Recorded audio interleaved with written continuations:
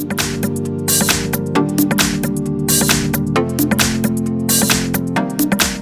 I have Oppo F7 and let me show you how to set up here the fingerprint on the following device. So at the very beginning, let's start by using the home screen, find and select the settings. Then you need to scroll down and choose here fingerprint, face and passcode. So now let's choose add a fingerprint right here, and you need to enter the backup passcode. You can also choose some other encryptions. It could be pattern, numeric passcode or alphanumeric passcode. In my case, let me use the pattern code maybe. Let's draw your pattern. Let's do it again just for confirmation.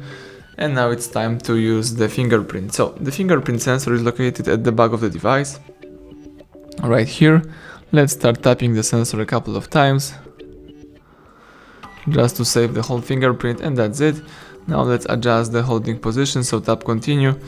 Let's place the finger on the sensor a couple of times, tap continue again, and now you can easily lock your device by using the power key, and you can unlock it by using the pattern, or you can do it by using the fingerprint. That's it. So everything went well. Thank you for watching.